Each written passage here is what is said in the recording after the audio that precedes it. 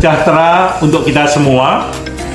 Perkenalkan, saya Gregorius Bambang Nugroho, salah satu dosen di program studi bimbingan konseling Fakultas Pendidikan dan Bahasa Universitas Katolik Indonesia Atmajaya. Video ini saya buat untuk memenuhi persyaratan dari kelengkapan dokumen sertifikasi dosen tahun 2025, yaitu pada bagian unjuk diri dosen di bidang pengajaran. Selanjutnya saya akan menyampaikan riwayat pendidikan saya. Saya menyelesaikan studi program S1 Pendidikan Luar Biasa di IKIP Negeri Jakarta pada tahun 1998.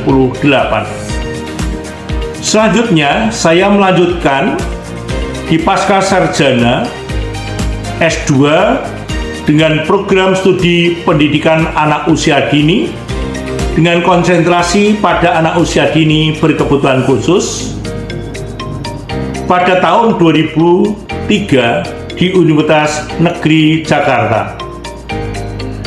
Pada Pasca Sarjana untuk Magister Pendidikan ini, saya mengikuti program doktor untuk sarjana unggul, sehingga saya diperkenankan untuk melanjutkan di Pasca Sarjana program doktoral dengan program studi pendidikan anak usia dini, dan saya dapat menyelesaikannya pada tahun 2008. Sedangkan riwayat hidup saya, sejak tahun 1998 sampai 2018, saya sebagai dosen honorer di Unika Atmajaya Jakarta, di samping sebagai seorang guru, sebagai seorang kepala sekolah, dan pengurus yayasan pendidikan. Pada tahun 2019, saya bergabung sebagai dosen tetap dan saya diterima masuk di Prodi Bimbingan Konseling Fakultas Pendidikan Bahasa Unika Atmajaya Jakarta. Mata kuliah yang pernah saya ampu di tingkat fakultas yaitu mata kuliah pengantar pendidikan, mata kuliah pendidikan inklusi, dan mata kuliah etika profesi pendidik. Sedangkan mata kuliah yang saya ampu di Prodi Bimbingan Konseling selama ini yaitu psikologi anak luar biasa, kecerdasan dan keberbakatan, diagnostik kesulitan belajar, konseling anak berkebutuhan khusus, konseling akademik, dan pengembangan kepribadian etika profesi konselor. Pada kesempatan ini, saya akan menyampaikan salah satu mata kuliah yang saya ampu, yaitu konseling anak berkebutuhan khusus. Adapun identitas konseling anak berkebutuhan khusus, nama mata kuliahnya adalah konseling anak berkebutuhan khusus dengan kode mata kuliah GCA 306 4 SKS. Deskripsi mata kuliah dari konseling anak berkebutuhan khusus adalah: mata kuliah ini membahas mengenai layanan konseling bagi peserta didik berkebutuhan khusus yang meliputi konsep, pendekatan, dan strategi layanan bimbingan konseling baik teoritis maupun praktis berdasarkan perkembangan, jenis hambatan, dan kebutuhan peserta didik anak berkebutuhan khusus secara profesional. Di dalam mata kuliah ini terdapat capaian pembelajaran dan capaian pembelajaran mata kuliah. Capaian pembelajaran untuk mata kuliah konseling anak berkebutuhan khusus ini adalah Mahasiswa mampu melaksanakan analisis kebutuhan sasaran layanan dengan menggunakan instrumen yang sudah baku dan yang dikembangkan berdasarkan prinsip-prinsip perilaku manusia serta prinsip-prinsip penyusunan instrumen. Yang kedua, mahasiswa mampu menyusun program bimbingan dan konseling untuk peserta didik berkebutuhan khusus secara komprehensif dan memandirikan yang bersifat perseveratif, preventif, kuratif, developmental, dan dalam jenis, jalur, dan jenjang satuan pendidikan berdasarkan pemikiran logis, kritis, sistematis, kreatif, dan inovatif berdasarkan hasil analisis kebutuhan sasaran layanan. Capaian pembelajaran yang ketiga, mahasiswa mampu melaksanakan layanan dasar, layanan responsif, perencanaan individual, dan dukungan sistem secara klasikal, kelompok, dan individual dengan menggunakan metode, teknik, dan multimedia yang relevan serta memperhatikan kebutuhan sasaran layanan yang berasal dari keberagaman sosial budaya dalam jenis, jalur, dan jenjang satuan pendidikan. Adapun capaian pembelajaran mata kuliah konseling anak berkebutuhan khusus ini adalah: pertama, mahasiswa mampu menjelaskan pengertian dan prinsip-prinsip bimbingan konseling bagi peserta didik berkebutuhan khusus. Yang kedua, mahasiswa mampu memahami fungsi dan ruang lingkup bimbingan konseling bagi peserta didik berkebutuhan khusus. Capaian yang ketiga, mahasiswa mampu menjelaskan strategi, teknik, dan pendekatan bimbingan konseling bagi peserta didik berkebutuhan khusus. Capaian pembelajaran yang keempat adalah mahasiswa mampu merancang program serta melaksanakan bimbingan dan konseling bagi peserta didik berkebutuhan khusus. Dan capaian pembelajaran mata kuliah yang kelima, yaitu mahasiswa mampu menerapkan pengadministrasian dan pengorganisasian bimbingan konseling bagi peserta didik berkebutuhan khusus. Metode dan pendekatan dalam perkuliahan yang saya gunakan adalah pendekatan delivery, interaction, and assessment. Ini merupakan pendekatan dalam pembelajaran perkuliahan modern yang menekankan keseimbangan antara penyampaian materi, interaksi aktif, dan penilaian yang berkelanjutan. Delivery atau penyampaian materi, saya menggunakan ceramah interaktif, penggunaan media digital, video, presentasi, serta modul e-learning, serta juga menggunakan demonstrasi secara langsung. Sedangkan pada interaction atau interaksi,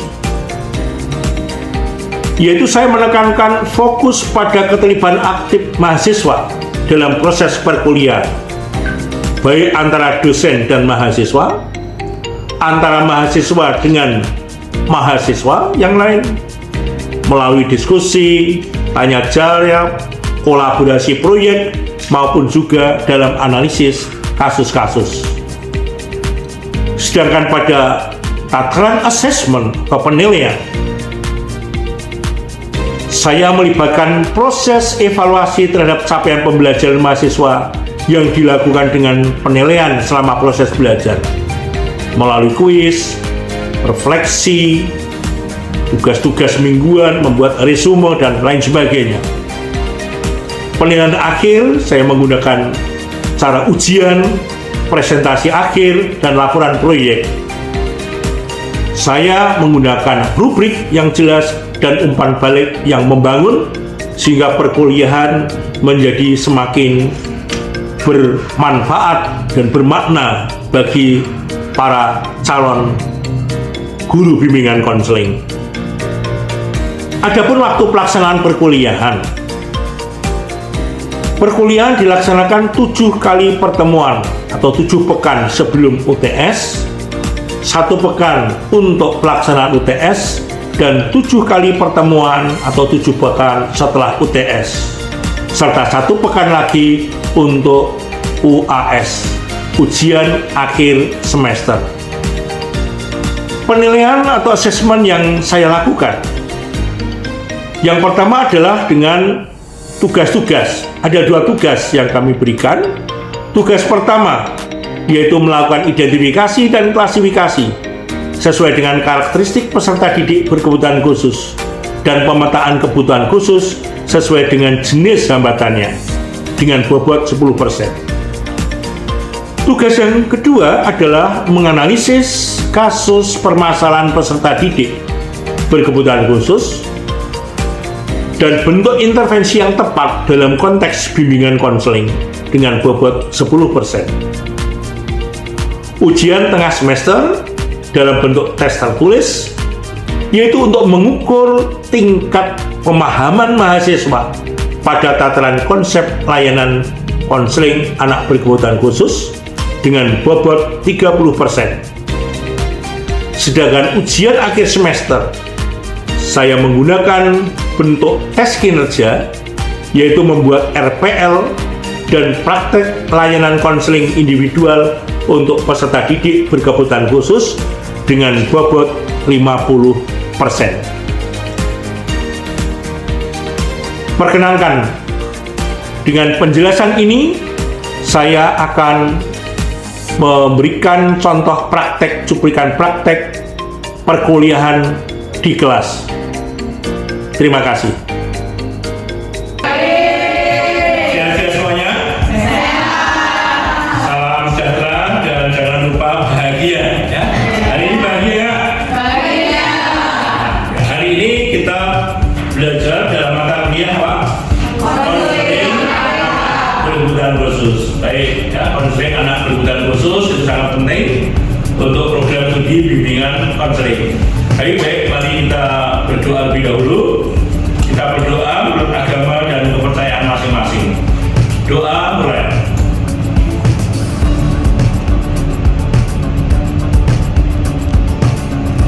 Doa selesai.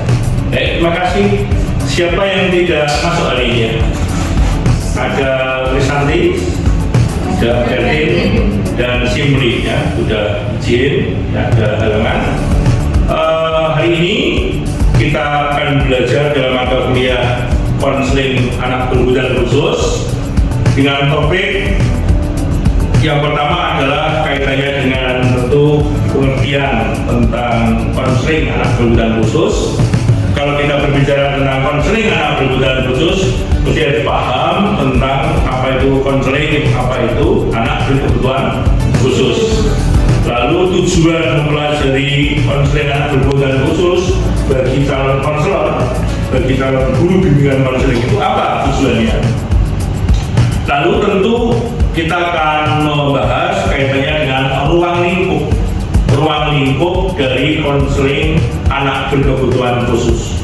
Hal ini sangat penting kita pahami karena hampir semua satuan pendidikan,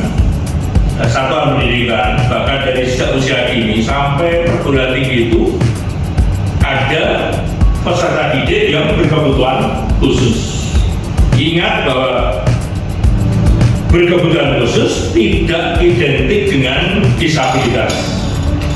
Memang disabilitas itu berkebutuhan khusus, tapi tidak semua berkebutuhan khusus itu mengalami disabilitas, karena berkebutuhan khusus bisa disebabkan masalah macam-macam, bisa karena sosial emosionalnya, bisa karena faktor kesehatannya, bisa karena problem-problem keluarga atau problem-problem yang lain yang sebetulnya tidak mengalami disabilitas, tapi dia berkebutuhan khusus sehingga perlu diberikan suatu konseling ya, oleh para guru BK atau konselor. Hampir semuanya kita sudah tentang pendidikan inklusif. Ya, kalau kita berbicara tentang konseling anak berkebutuhan khusus, ada anak berkebutuhan khusus atau peserta didik berkebutuhan khusus, ya, kita harus memahami apa itu sebetulnya anak berkebutuhan khusus. Ya, apa yang ada dalam pikiran berkebutuhan khusus, anak berkebutuhan khusus, atau peserta didik berkebutuhan khusus. Ya, harus. Ya, kalau kita ngomong tentang anak berkebutuhan khusus dalam pikiranmu apa? Mungkin anak yang bisa dibilang unik. Ya. Unik dan ada hal-hal yang gak biasanya ada di anak. Iya, jadi peserta didik yang unik yang tidak sama dengan anak-anak yang lain pada umumnya. Betul? Oke, iya. Bella?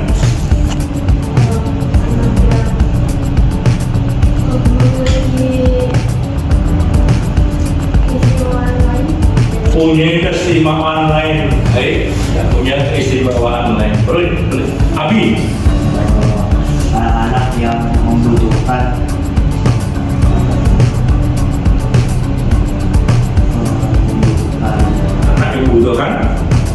penanganan, bahasa yang lebih baik itu pendekatan yang unik atau yang membutuhkan perhatian, pendekatan yang unik. Baik.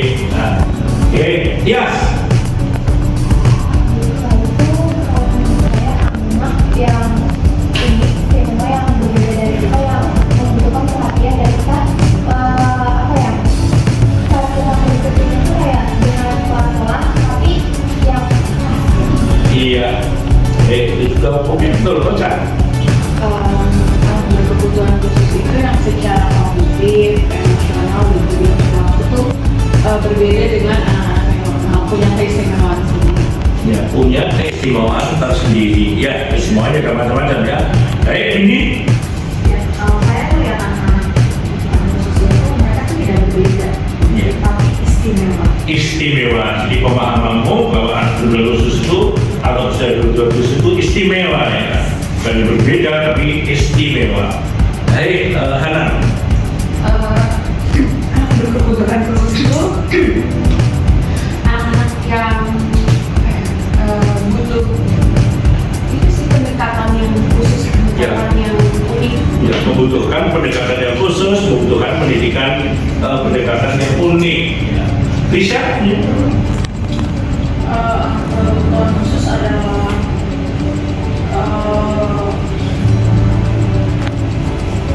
anak yang unik, yang tapi tidak berbeda dengan kita. Dia sama seperti kita, hanya memiliki keunikan saja. Memiliki keunikan, jadi lebih pada lebih positif, mempunyai keunikan, dan itu punya ego sama, tetapi dia ada keunikan. Ini Esther punya yang sudah pakai. ABK itu anak yang hebat. Nah, kebetulan teman kita ada yang berkebutuhan khusus sebetulnya, ya, di teman-teman kita itu, yaitu si Cynthia, ya. Halo Cynthia. Iya. Kamu mengalami hambatan apa? Mengalami hambatan pendengaran. Kamu memakai alat bantu mendengar? Iya, memakai alat bantu dengar. Ya, jadi Cynthia itu dulu di sekolah khusus juga ya. Lalu kemudian mainstreaming di sekolah reguler dan sekarang sampai perguruan tinggi ini ya, Masaya ini ya, hebat ya. Jadi ternyata yang berkebutuhan khusus itu jika didekati, dididik, didampingi dengan baik, ternyata juga bisa mencapai aktualisasi diri secara optimal. Maka saya mau menyampaikan bahwa peserta didik yang kita hadapi nanti itu mempunyai berbagai macam keanekaragaman ya. Dalam martabat manusia, peserta didik yang berkebutuhan khusus itu adalah equal dengan anak pada umumnya. Equal itu tidak sama dengan anak itu.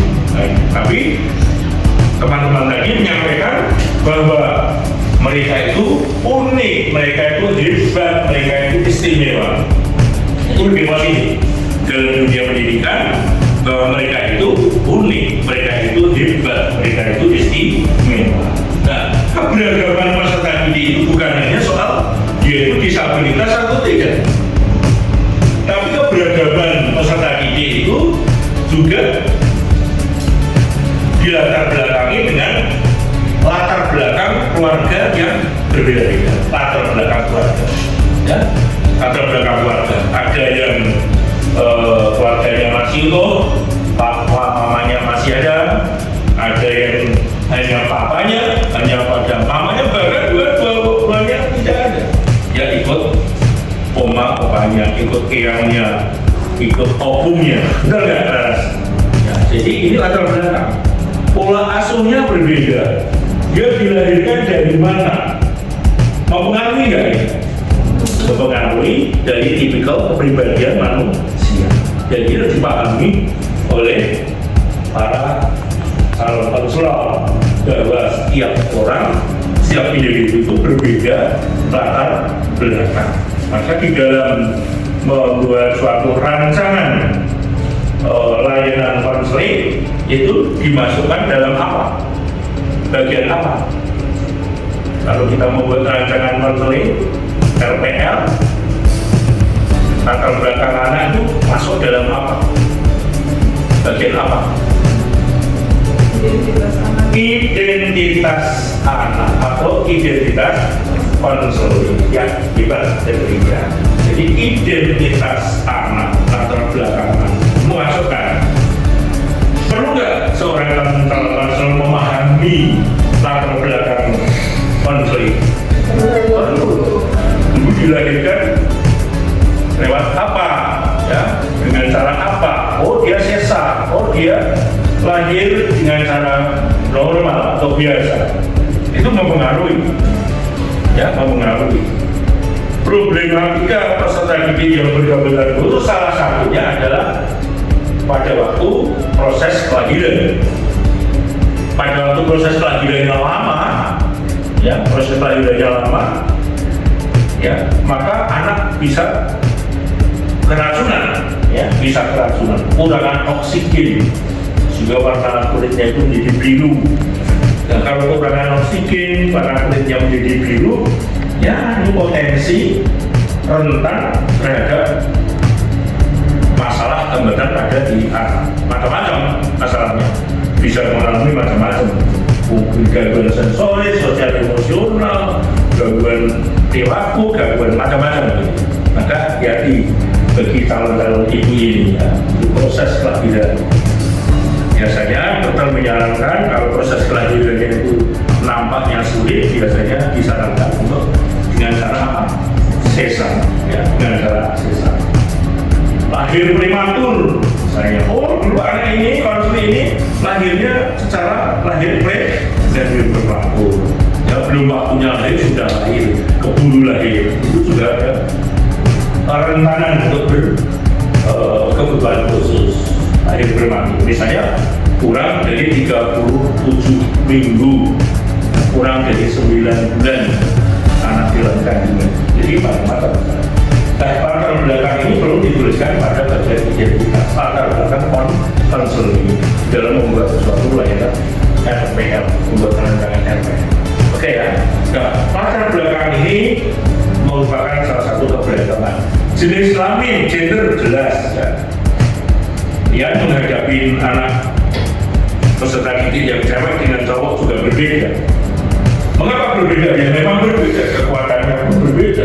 Secara fisik berbeda kekuatannya, secara psikologis berbeda. Macam-macam dalam penelitian. Kalau soal mengenai ketahanan emosi, cewek lebih tahan, ya, cewek lebih tahan. Tapi kalau fisik, cowok lebih tahan dalam penelitian, ya, dalam film. Benar atau tidaknya, ya memang tidak selalu berapa persen itu, tapi cenderungannya cowok itu lemah dan baik. Ini empiris saja ya, empiris. Kalau papanya meninggal dulu, ya papanya meninggal dulu, suaminya meninggal dulu, dipanggil udah lebih dulu, biasanya tahan lama. Istri ini, ibu-ibu ini masih tahan lama hidupnya. Tapi kalau istri seorang ibu itu meninggal lebih dulu, biasanya nggak lama ikut. ketahanannya itu empiris, ya, empiris belum bisa digunakan untuk sebagai suatu kesimpulan yang mutlak. Ya. Jadi jenis kelamin itu mempengaruhi, ya, mempengaruhi. Apalagi bentuk fisik, yang kurus, gemuk, kecil, tinggi itu juga mempengaruhi, ya, mempengaruhi. Bahkan ada juga yang meneliti bahwa ini tipenya melankolis, ini pragmatis, itu juga ada tipikal dari segi fisik. Ya. Kemudian kemampuan anak. Ya. Peserta didik yang berkebutuhan khusus memang ada kemampuan yang tinggi, yang disebut kemampuan tinggi secara IQ, dia mempunyai kemampuan yang tinggi, apa namanya? Intelektual yang tinggi disebut cerdas anak, ya. Anak cerdas, anak cerdas. CIPI singkatan apa? Anak cerdas, anak berprestasi. Cerdas, istimewa, berbakat, istimewa. Jadi CIPI singkatan apa? Bella?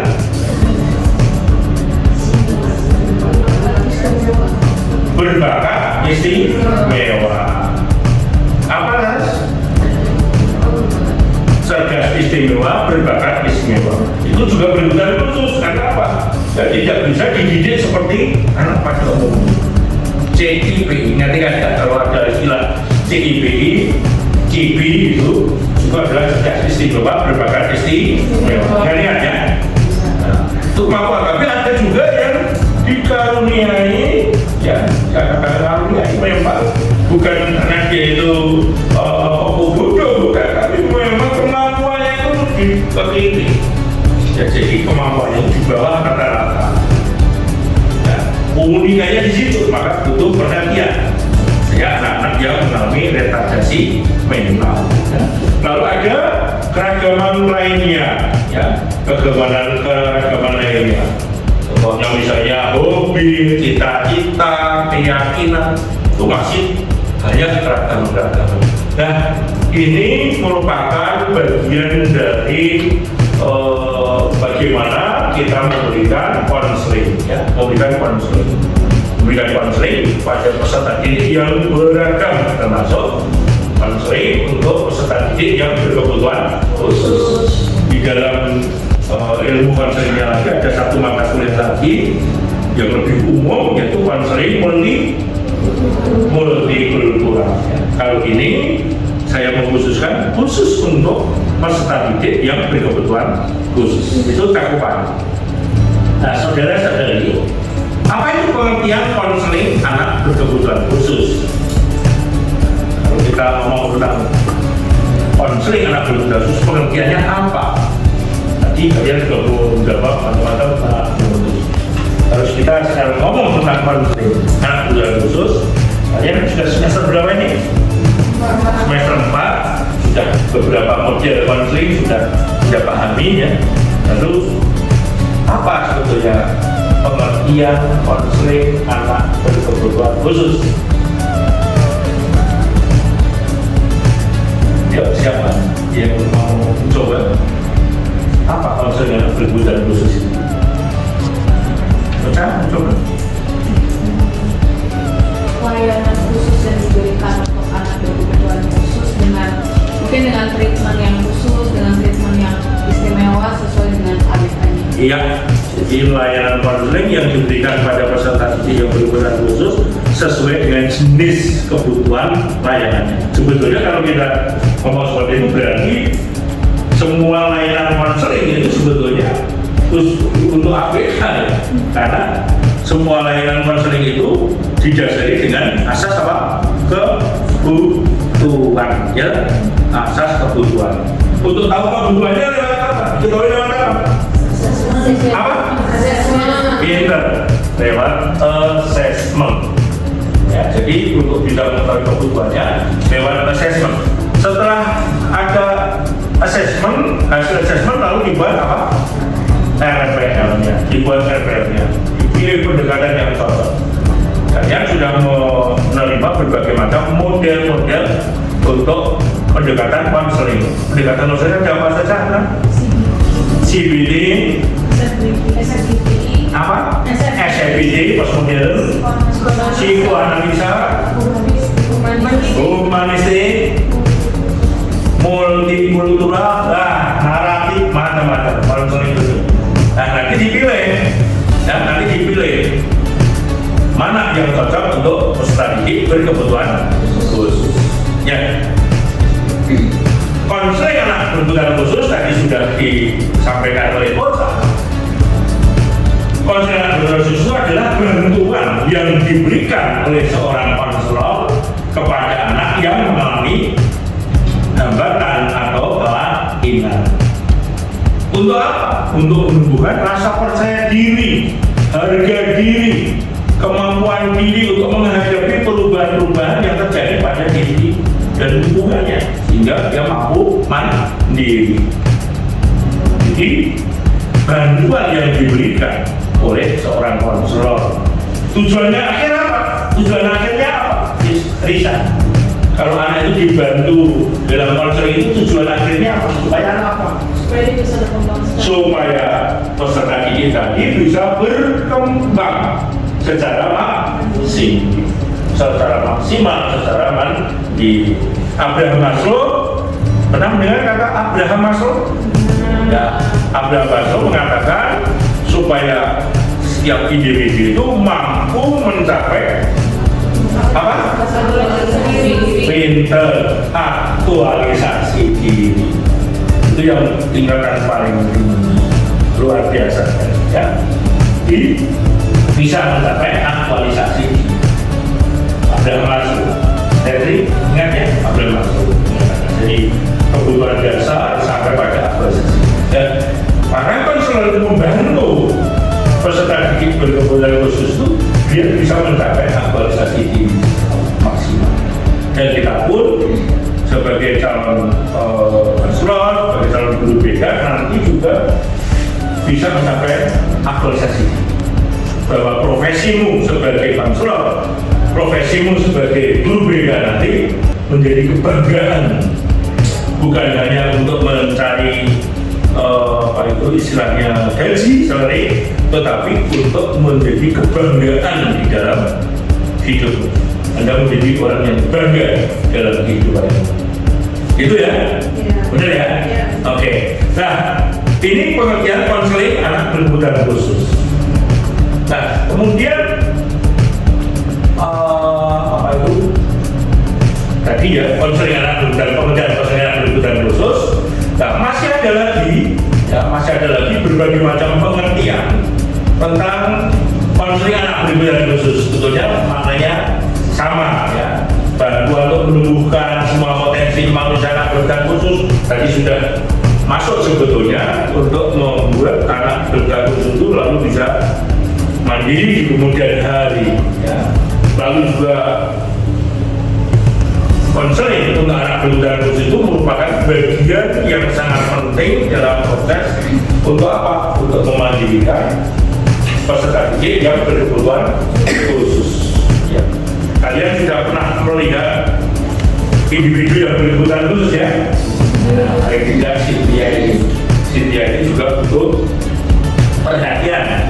Maka skripsinya dengan Udir Bambang, skripsinya dengan saya juga pelan-pelan ya. Nah, apa keterbatasan untuk hambatan pendengaran itu? Kayaknya dengan kemampuan berbahasa dan berkomunikasi. Tadi Cynthia bisa kuliah sampai tingkat perguruan tinggi dengan sistem mainstreaming seperti ini dan bisa mencapai tinggal bentar lagi akan menyelesaikan pendidikan di program studi bimbingan nomor 1. Ya, Cynthia. Semangat ya, Cynthia. Oke. Nah, apa tujuannya? Tujuan BK bagi anak berkebutuhan khusus. Tujuannya apa? Ya, tujuannya apa? BK bagi anak berkebutuhan khusus itu.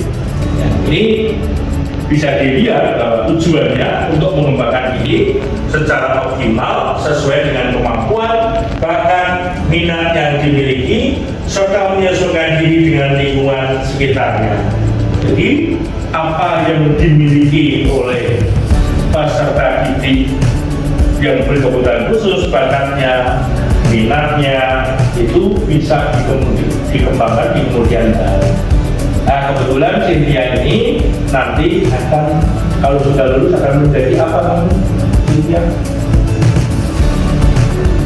Menjadi guru apa? Bimbingan konseling, guru BK. Ya. Nah, seperti itu.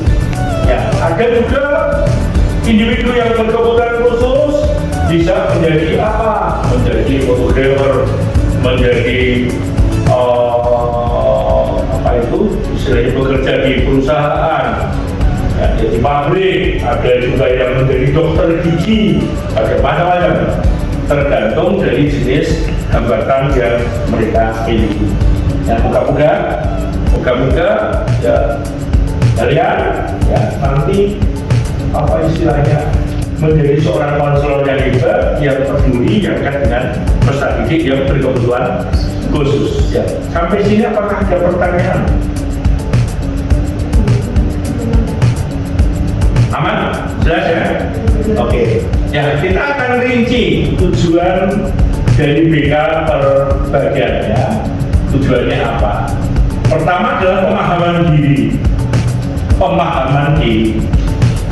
Ya, kita rinci tujuannya tadi menjadi perbagian. Tujuan BK bagi ABK adalah untuk pemahaman diri. Artinya apa? Pemahaman diri. Membantu ABK, membantu peserta didik berkebutuhan khusus mengenali kelebihan dan kelemahan yang dimiliki. Bakatnya apa? Kemampuannya apa? Mengenal, ya, bakatnya apa? Sikap, perasaan, kemampuan mereka. Bagaimana untuk mengetahui ini? Untuk mengetahui bakat, minat, perasaan, sikap, lewat apa? Assessment, ya, assessment test. Non-tes bisa nggak? Bisa. Dengan cara apa? Observasi, pengamatan, wawancara, orang tuanya, dan yang bersangkutan. Ya. Itu. Nah, Cynthia, aku masuk di Cynthia. Nah, Cynthia ini hambatan pendengaran. Kamu bakatmu apa? Minatmu apa, Cynthia? Olahraga. Oh, bakatnya olahraga. Apalagi? Ya, olahraga. Nah, olahraga apa yang kamu pilih?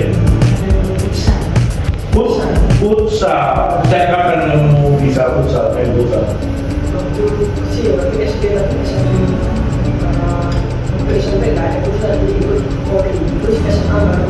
Oh, gitu. Jadi SMA belum futsal. Sampai sekarang masih terus? Oh, sekarang jarang karena fokus skripsi. Jadi cewek tapi bakatnya di olahraga futsal. Oke. Terima kasih Cynthia. Tepuk tangan untuk Cynthia. Ya, jadi bakat minat. Mengapa seorang konselor harus menggali bakat minat peserta didik atau individu anak yang bergabung? Mengapa? Supaya mampu untuk berkembang untuk masa depan dan tujuan ke depan ini. Ya, supaya anak mampu berkembang sesuai bakat minatnya. Lalu ada apa kalau dia tahu bakat minatnya? Bisa. Kalau dia seorang individu tahu bakat minatnya, saya bakat minatnya itu di sini. Dan diketahui, kamu kemudian kuatkan oleh konselor. Lalu peserta didik menjadi apa? Jadi ada rasa rindu untuk, oh saya bisa untuk berkembang lebih baik. Iya. Oh, saya bisa berkembang lebih baik lagi.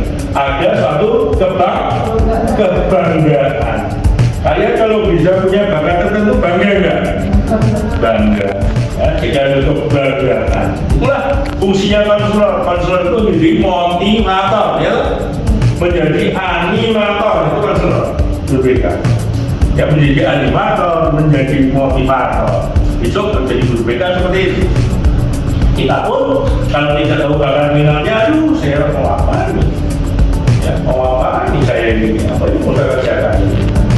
Nah, hal yang kedua, pemahaman lingkungan. Apa maksudnya? Membantu ABK memahami lingkungan pendidikan di sekolah dan di lingkungan pekerjaan, lingkungan sosial masyarakat. Ya, baiklah. Apa maknanya kalau seorang konselor memberikan pemahaman kepada peserta didik berkebutuhan khusus untuk memahami lingkungan? Kok perlu? Ini penting. Apa Pak? Karena anak ABK ini kan unik ya Bro. Jadi kayak kita harus memahami lingkungan buat si anak ABK ini itu gimana. Ya, perlu nggak seorang konselor itu membantu ABK supaya bisa memahami di lingkungan sekolah, lingkungan pekerjaan nanti kalau sudah dewasa, misalnya setia nanti sudah bekerja, perlu nggak seorang konselor membantu mereka untuk memahami lingkungan? Perlu. Karena Untuk apa? untuk biar si ini tuh berkembang gitu secara intelektual juga berkembang dia. Ya, secara intelektual supaya bisa berkembang. Karena Biar anak ABK ini itu belajar beradaptasi sama lingkungan. tepat, ya, action, ya. Jadi supaya ABK itu bisa memahami lingkungannya sehingga bisa beradaptasi menyesuaikan dengan lingkungannya. Ada lagi? Esther? Ya, supaya kalau yang tadi dibilang sama teman-teman, ABK itu kan juga sama seperti kita. Ya. Jadi perlu penyesuaian lingkungan supaya kalau itu masyarakat, anak ini juga bisa sama seperti kita. Oke, good. Jadi supaya mereka itu nanti bisa hidup bermasyarakat karena mereka equal dengan manusia, dengan individu lainnya sehingga dia bisa berinteraksi sosial, hidup bermasyarakat di kemudian hari tidak merugi. Dia menjadi manusia yang normal biasa, hidup dalam interaksi sosial yang biasa. Nah, nomor yang ketiga, tujuan yang ketiga adalah pengambilan keputusan. Apa fungsi konselor dalam kaitannya dengan pengambilan keputusan? Itu membantu ABK membuat pilihan dan keputusan yang bijaksana berdasarkan pemahaman mendalam tentang diri sendiri dan lingkungannya. Bijaksana berdasarkan pemahaman mendalam tentang diri sendiri dan lingkungannya. Apa maksudnya? Apa maksudnya? Supaya Ini. belajar lagi tujuan dari anak ini kan sebenarnya supaya mereka bisa memilih dari anak dan ini kan harus dilakukan dengan dalam jadi membantu untuk mengambil keputusan. Iya, dia memahami dirinya sendiri, keterbatasannya, lalu dia mengambil keputusan secara tepat. Tuh, ada lagi? Ya, suster. Sebenarnya saya setuju dengan yang dibukakan oleh kau ini tadi, di mana memang pengambil keputusan itu perlu kita jelaskan kepada anak ABK itu supaya mereka lebih mandiri dan tidak tergantung sama orang lain, karena kan hanya mereka yang mengenal tahu kelebihan dan kekurangan gitu. Ya. Kalau tergantung sama orang lain kan belum tentu orang lain sesuai apa yang dikatakan apa maunya apa atau kebutuhan anak ABK ini. Jadi mereka supaya lebih mampu mandiri dan tidak tergantung sama orang lain. Iya, dia tidak akan bakal bisa mengubah dunianya, tapi mengubah dirinya sendiri sehingga dia akan hidup menjadi lebih damai, lebih bahagia. Sehingga paham kalau toh misalnya masyarakat itu tidak menerima dirinya, ya paham bahwa tidak semuanya masyarakat mungkin care, tapi dia tidak menjadi kecil hati, gitu ya. Ya. Baik, Aras. Kurang lebih sama pada sampaikan anak-anak ini kan harus mandiri. Dengan pengambilan keputusan ini dia bisa tahu mana yang baik mana yang enggak dan apakah keputusan yang dia ambil ini memang sesuai sama kebutuhan dia. Karena takutnya dari lingkungan sekitar itu kan nggak semuanya baik. Kalau Yeah. misalkan anak berkebutuhan khusus ini sangat bergantung kepada orang lain, terus orang lain ini mungkin mencari kesempatan yang mungkin dibilang nggak baik, Ya. kan anak-anak ini mengarah ke arah yang kurang baik. Jadi betul ya, seperti yang tadi sudah disampaikan teman-teman ya. Jadi dia lalu bisa mengarahkan dirinya sendiri pada proses yang tepat ya. Tidak bisa dia akan menyamakan pada individu lainnya yang tidak mengalami satu hambatan ya.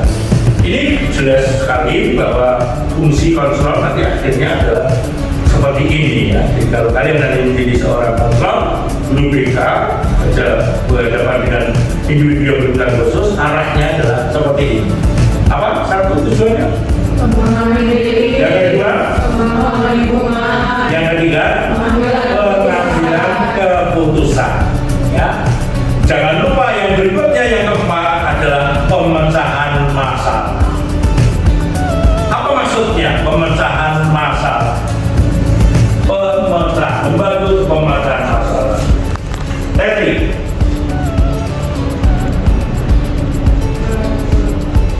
Di sini dikatakan pembantu ABK mengatasi masalah-masalah yang dihadapi dalam kehidupan sehari-hari.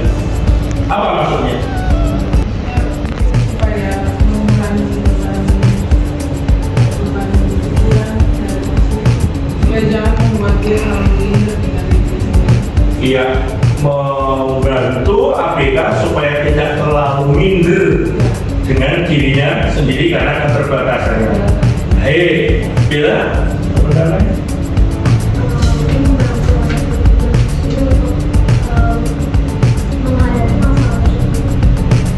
Ya, karena keterbatasannya seringkali membatasi juga intuisinya, ya, membatasi geraknya, membatasi pikirannya.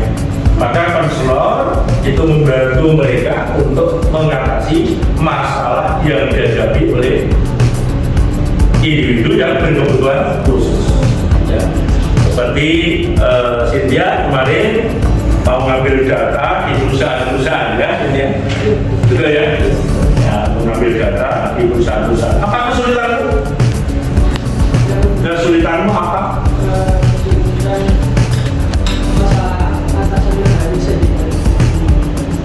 Atasannya tidak mau diwawancara.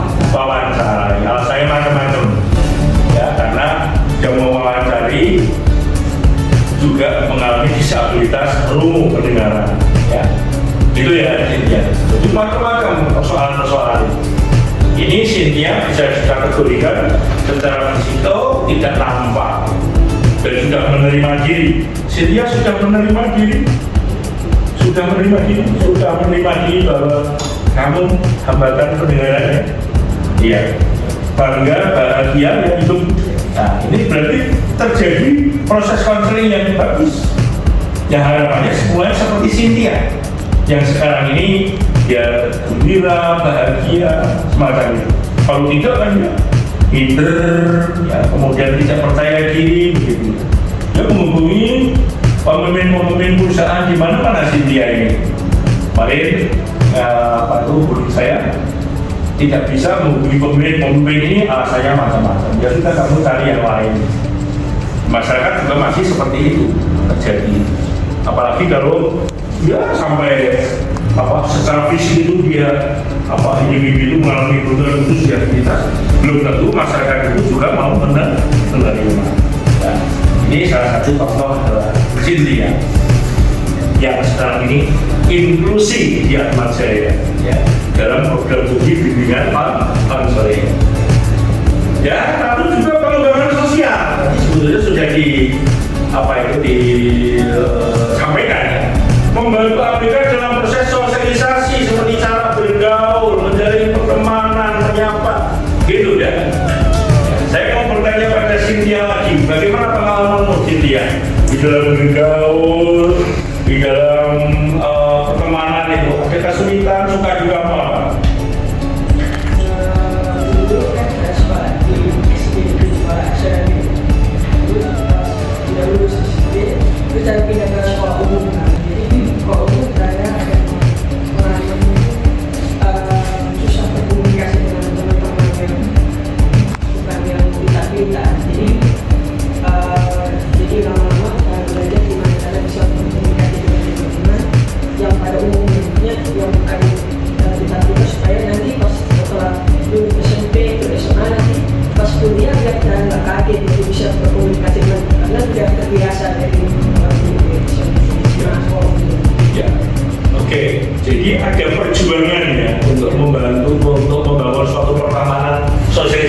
ya. Apa ada enggak temenmu yang katakan nggak mau komunikasi kalau bicaranya nggak seperti yang lain gitu? Selama kamu ada. Tapi kamu merasa bagaimana? Ya udah terima atau kamu marah? Perasaanmu bagaimana? Sedih tapi nggak apa-apa, tetap jalanin aja. Yang penting bisa apa ya? Yang penting bisa fokus Iya. pendidikan atau apa dulu nanti supaya itu bisa. Ya, jika kamu fokus pada akademik ya sudah. Saya tidak diterima, teman-teman tidak semuanya menerima gitu ya. Oke, itu pada waktu pendidikan dasar menengah ya. Ya, setelah dari SLB ya. Ya, sekarang bagaimana di Atma Jaya ini? Kamu mengalami kesulitan nggak bergaul dengan teman-teman di prodi dunia yang ini? Ada yang ada yang kesulitan. Kalau dari kesulitan itu udah bilang kalau saya kesulitan komunikasi nggak apa-apa, kamu bisa kita di HP tulis. Ya. Oh, kalau misalnya komunikasi lewat ketikan ini ya. Tapi ada teman-temanmu di prodi BK itu yang menolak kamu? Tidak ada. Itu yang penting. Ya. Welcome ya dengan Cynthia ya. Oke, ya dosen-dosen juga welcome ya. Oke, sip. Jadi ini perjuangan Cynthia untuk bergabung dengan teman-teman yang pada umumnya. Ini bisa digunakan untuk contoh. Nah, seperti inilah sebetulnya inklusi. Ya, silakan bertanya. Waktu SD kan ada bahasa Inggris, bahasa Mandarin. Nah pas SMP sekolah umum tiba-tiba ada bahasa Inggris sama bahasa Mandarin. Yeah. Awal-awal saya merasa susah kita tapi tetap berdua belajar itu lama-lama bisa terlihat. Iya, jadi hambatan pendengaran itu adalah hambatan pada bahasa. Belajar bahasa Indonesia itu bahasa pertama sekaligus bahasa ibu. Nah, Cynthia mengatakan belajar bahasa Indonesia saja sudah perjuangan. Pada waktu di sekolah reguler harus belajar Mandarin dan bahasa Inggris. Tapi Cynthia tetap mau belajar. Gitu ya. Ini untuk contoh dari sampai sekarang bisa di prodi BK sebentar lagi akan lulus. Oke. Belajar waktu di sekolah SMP sama sekolah umum beda jauh sekali. Karena kalau sekolah umum itu agak lebih susah sulit. Dan untuk belajar bisa bertanya-tanya teman-teman dulu kalau misalnya ada susah. Iya, luar biasa. Jadi pada waktu di sekolah reguler, ya di sekolah umum, Cynthia selalu bertanya pada teman-temannya karena tidak semuanya bisa ketangkap lewat auditif ya. Dan teman-temanmu mau kasih tahu ya. Dan hebatnya di situ, ya sebatnya situ. Kadang-kadang gurunya nggak memahami, tapi teman-temannya memahami. Tapi guru juga mau memahami. Gurunya juga mau memahami. Ya luar biasa. Ini soal mengenai pengembangan sosial. Ya, tujuan berikut adalah penerimaan diri. Tadi Cynthia mengatakan sudah menerima bahwa saya mengalami hambatan pendengaran. Ya, paling tidak teman-teman nanti menjadi seorang guru BK, seorang konselor itu bisa membuat Cynthia yang lain begini. Tidak malu, menerima diri, bahkan kadang-kadang lingkungannya itu menolak pun Cynthia tetap semangat, ya. Tetap semangat. Inilah sebetulnya yang dikatakan Abdul Masrur. Lalu ya bisa aktualisasi diri, bisa mengembangkan potensinya, bisa mandiri. Itu bentuk formulasi dari aktualisasi diri. Kalau tidak bisa menerima diri, nggak bisa mandiri, nggak bisa akan mencapai yang namanya aktualisasi diri. Betul nggak? Nah, ini tujuan dari konseling untuk ABK. Ya, jelas ya. Ada pertanyaannya sih? Ya, terima kasih sharingnya ya. Cynthia luar biasa, ini contoh nyata. Nah, ini salah satu bentuk anak berkebutuhan khusus. Salah satu bentuk anak berkebutuhan khusus. Kira-kira kalau melihat fotonya ini, hambatannya apa? Dia dari klinisnya. Tipe klinisnya. Apa laras?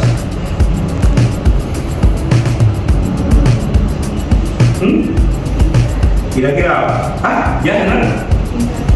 Hambatan intelektual, ya hambatan intelektual sedang sampai berat, ya. Jadi ini salah satu contoh. Itu seperti yang berkebutuhan khusus secara fisikal. Ada yang secara fisikal nampak, ada yang secara fisikal tidak nampak. Seperti Cynthia itu tidak nampak kalau dia hambatan pendengaran. Ya kan? Hanya kalau pas bicara, kok tidak sama dengan laras bicaranya. Kok tidak sama dengan yang saya baru tahu yang hambatan pendengaran luar biasa. Biasanya hambatan pendengaran itu pakai isyarat, tapi Cynthia pakai oral karena sukses belajarnya, perjuangannya luar biasa. Ya, ya. Kita akan maju lagi kaitannya dengan penerimaan, ya. Penerimaan masyarakat terhadap siswa berkebutuhan khusus seperti apa? Penerimaan.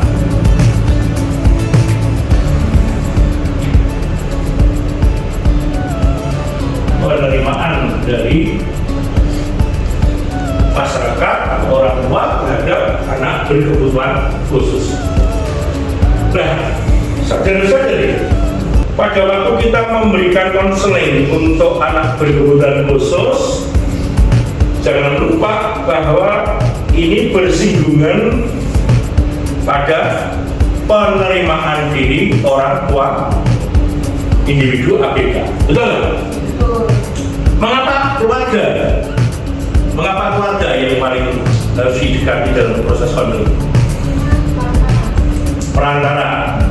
Oke, jadi karena perantara antara anak dan pengelola. Jadi mengapa kok tidak tetangganya? Kenapa kok tidak? Karena secara emosional dekat dengan si ABK. Betul, secara emosional. Yang terdekat secara emosional adalah keluarga. Ya.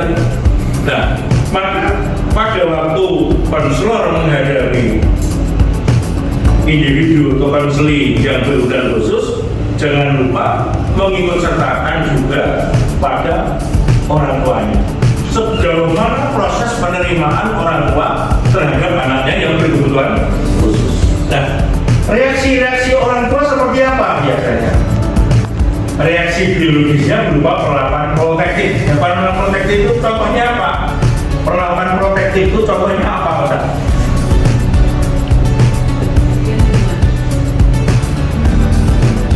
Menjaga ABK-nya itu dengan protektif, maksudnya pokoknya memperhatikan secara berlebihan.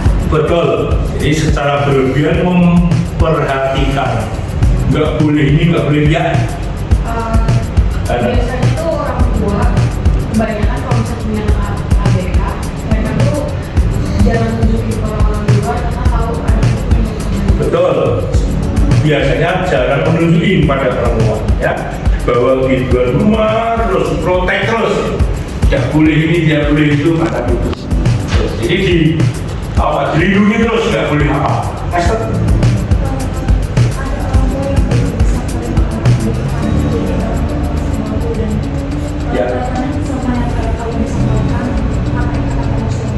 Ya, karena ikatan emosional, mereka malu, tapi bentuk penolakannya justru memproteksi anak. Ya. Bagaimana sih dia pengalamanmu? Apakah kamu diprotek oleh orang tua? Dilindungi, nggak boleh apa-apa. Kamu diumpetin, disembunyikan oleh mama papamu? Gimana? Dulu pernah. Oh, dulu pertama pernah, sekarang tidak. Dari proses konselingnya terjadi. Jadi mengakui Cynthia pada waktu pertama memang begitu, kan? Nah, sekarang sudah tidak. Mengapa kok sekarang tidak?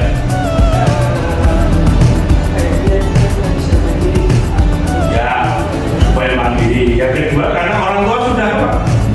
Sudah menerima kehadiranmu dalam keluarga, kan begitu? Nah, ini sebagai contoh konkret, besok kalau menghadapi individu atau konseling yang berkebutuhan khusus, orang tuanya harus sampai pada penerimaan diri. Kalau orang tuanya nggak bisa menerima diri, cepot, susah. Yang kedua, reaksi menolak. Nah, jelas reaksi menolak. Oh, ini anaknya siapa? Tetangga saya. Dulu saya mengambil di rumah sakit acak aja, ternyata saya dapat ini. Padahal benar-benar anaknya. Saya beberapa kali menemui orang tua yang semacam itu. Untuk penolakannya macam-macam. Bahkan kalau nanti di sekolah di sini ditolak, sekolah di sana ditolak, lalu menjadi emosional, ya emosional. Inginnya mereka tidak mau sekolah di sekolah khusus, inginnya di sekolah umum. Dan ditolak sekolah umum, dia marah-marah. Dan tidak jarang bahkan sampai bercerai antara suami istri karena melahirkan anak yang berkebutuhan khusus. Jadi tugasmu itu sangat mulia karena menyadarkan orang tua untuk bisa menerima dan tetap hidup setia antara mama dan papa suami. Ya biasanya disalahkan siapa? Kalau anaknya lahir berkebutuhan khusus, siapa yang disalahkan? Istri. Siapa? Istri. Siapa? Istri. Istrinya. Dia mengatakan, kamu melalui anak seperti ini, kamu melahirin anak seperti itu. Nah, ini fenomena yang terjadi. Yang ketiga, merasa kurang mampu memberikan keturunan. Aduh, anak saya kok seperti ini, anak saya kok lahir macam ini. Itu ya, depresi orang tua, depresi. Bahkan biasanya bekerja semangat menjadi tidak semangat karena anaknya tahu bahwa berkebutuhan khusus. Jadi ini tugasnya transfer nanti untuk atas. Merasa dirampas karena dengan anak yang diharapkan, rasa marah, depresi tadi katakan. Terkejut hilangnya pertanyaan ini, bahkan bertanya pada Tuhan, apa salah saya punya macam ini? Bahkan juga mengatakan Tuhan tidak ada karena saya punya anak macam ini. Macam-macam bentuk-bentuk rasa marahnya. Lalu merasa bersalah, Tuhan salah saya. Nah, saudara-saudari, ini tugasnya seorang guru BK nanti untuk menghadapi individu yang berkebutuhan khusus, sekaligus juga orang tua, ya, sekaligus orang tuanya, supaya orang tuanya sampai pada penerimaan diri, paling tidak sampai seperti yang dicontohkan oleh Cynthia. Saudari, untuk kuliah saat ini saya kira cukup. Kalau ada pertanyaan, silakan bertanya. Apakah ada pertanyaan satu dua sebelum ini? Oke, jelas ya? Nah, kalau sudah jelas, tugas nanti untuk next week, tugas berikutnya kaitannya dengan mata kuliah yang tadi belum saya sampaikan. Coba Anda identifikasikan masalah-masalah apa yang timbul, yang muncul dengan kehadiran individu yang berkebutuhan khusus. Fenomena-fenomena, kejadian-kejadian apa, masalah-masalah apa yang muncul ketika keluarga mempunyai anak berkebutuhan khusus, baik keluarganya maupun juga dirinya sendiri. Lalu coba dari identifikasi tadi dicari cara mengatasinya bagaimana Anda sebagai seorang konselor. Ya. Kali ini selesai, cukup. Lalu Anda membuat resume perkuliahan sambil mengerjakan tugas untuk minggu depan. Ya. Minggu depan nanti dipresentasikan kembali. Terima kasih semuanya. Terima kasih. Tetap semangat.